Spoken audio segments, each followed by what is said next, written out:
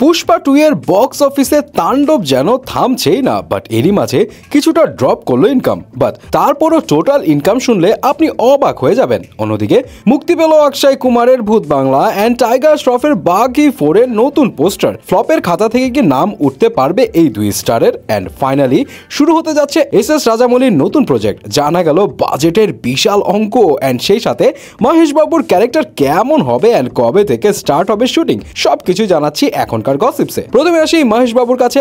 Director S Rajamouli and Mahesh বাবু যে next প্রজেক্টে একসাথে কাজ করছে সেটা তো আমরা অনেকেই জানি, বাট এবার সামনে এলো এই মুভির বিশাল বাজেট অ্যান্ড এখন মহেশ বাবুর ক্যারেক্টারও কিন্তু অন্যরকম হতে যাচ্ছে। তবে বাজেট যেটা সামনে এলো সেটা কিন্তু আসলেই শকিং। পিঙ্কভিলার একটা রিপোর্ট থেকে জানা যায় নাম ঠিক না হওয়া এই মুভির বাজেট থাকবে 900 কোটি থেকে 1000 কোটি রুপি, যা আগের সব মুভির বাজেটের রেকর্ড ব্রেক করবে। অ্যান্ড ওই রিপোর্ট থেকে জানা যায় এখানে 2 পার্টের ফ্র্যাঞ্চাইজি থাকবে।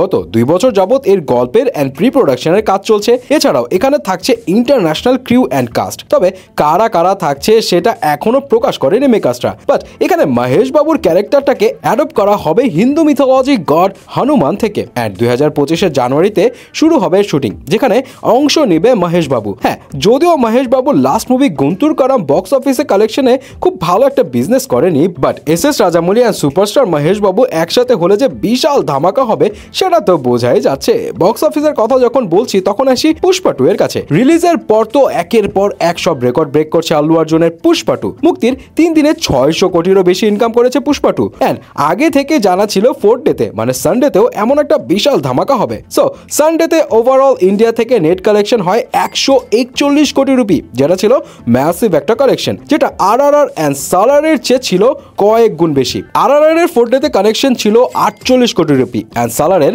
4th ডেতে কালেকশন ছিল 46 কোটি রুপি। বাট গতকাল মানে মানডেতে হঠাৎ করে ড্রপ খেলো পুষ্পা 2 এর আয়। 5th ডেতে ইন্ডিয়া থেকে মাত্র 64 কোটি রুপি আয় করেছে পুষ্পা 2, যেটা 4th ডে থেকে 54% কম। যেহেতু 4th ডে সানডে উইকেন্ড ছিল সো ডেফিনেটলি হিউজ কালেকশন হয়। বাট 5th ডেতেও আরআরআর অ্যান্ড সালার থেকে কিন্তু এগিয়ে আছে পুষ্পা 2। বাট আজকে 6th ডেতে সব মিলে পুষ্পা 2 এর গ্লোবাল গ্রস কালেকশন দাঁড়ায় 900 কোটি রুপি, যেটা আরআরআর এর 6th ডে কালেকশন থেকে প্রায় 2 গুণ বেশি। Times entertainment India today reports থেকে and trade analyst Ramesh Bala and তারান আদার্সের পোস্টগুলো থেকে এসব তথ্য জানা যায়। অ্যান্ড অনেকেই ধারণা করছে লাইফ টাইম কালেকশন হতে পারে 1500 কোটি রুপি। সো এখন দেখার পালা সামনের দিনগুলোতে কেমন আয় করে পুষ্পা 2। তবে এদিকে একের পর এক ফ্লপের খাতায় নাম লিখিয়ে তো অক্ষয় কুমার এখন অনেকের কাছে ফ্লপ কুমার নামে পরিচিত। বাট আজকে অক্ষয় কুমার তার ইনস্টাগ্রামে আপকামিং মুভি ভূত বাংলার পোস্টার শেয়ার করে রিলিজ ডেট জানিয়ে দেয়, যেখানে তার গেট আপটা বেশ ইন্টারেস্টিং ছিল। দেখে মনে হচ্ছে হারিকেন হাতে কোনো সাসপেক্টকে খুঁজছে। বাট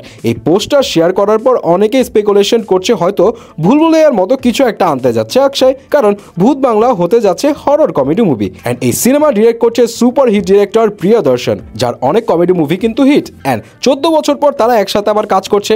আর এখন যেহেতু হরর কমেডি মুভি মানে হিট, সো এইসব মাথায় রাখলে অক্ষয়ের এই সিনেমা হিটও হতে পারে। তবে যেহেতু ভূত বাংলা রিলিজ করবে 2026 এপ্রিলে, সো ততদিনে অডিয়েন্সের টেস্ট কেমন হবে অ্যান্ড আসলেই কি অক্ষয় তার ফ্লপের খাতা থেকে নাম মুছে ফেলতে পারবে কিনা সেটা রিলিজের পরে জানা যাবে। ফাইনালি আরেক বড় ফ্লপ টাইগার শ্রফের কাছে আসি। উল্লেখ করার মতো বাঘি ছাড়া যার তেমন কোনো সিনেমাই নেই। যদিও বাঘির অন্য পার্টগুলো খুব একটা ভালো হিট করেনি, তবুও বাঘি 4 নিয়ে অডিয়েন্সের মাঝে বেশ আগ্রহ দেখা যাচ্ছে। এখন এখানে টাইগারের একটা ভিন্ন লুক অ্যান্ড প্রচুর ফাইট সিন থাকবে, এসব তো আগে থেকে জানা ছিল। বাট গতকাল মুক্তি পেল বাঘি 4 এর নতুন পোস্টার, যেখানে দেখা যাচ্ছে ভিলেন হিসেবে থাকবে সঞ্জয় দত্ত, যেখানে তার অ্যাগ্রেসিভ লুক ছিল পুরাই অস্থির। অ্যান্ড এই পোস্টার দেখে অনেকে ধারণা করছে কিছুটা আশার আলো দেখা গেল, কারণ সঞ্জয়কে ভিলেন হিসেবে অডিয়েন্স কিন্তু বেশ পছন্দ করে অ্যান্ড তার ক্রেজের কারণে হয়তো মুভিটা অন্যরকম মন নিবে। সো সেই চিন্তা করেই হয়তো মেকার্সরা রিস্ক ফ্রি হিসেবে সঞ্জয় দত্তকে নিয়েছে। বাট এখানে সবচাইতে ইন্টারেস্টিং বিষয় ছিল পোস্টারের গায়ে লেখা সব প্রেমিকরাই ভিলেন হয়। সো ডেফিনেটলি গল্পের মধ্যে যে একটা টুইস্ট আছে সেটা তো ফর শিওর, বাকিটা রিলিজের পরে জানা যাবে।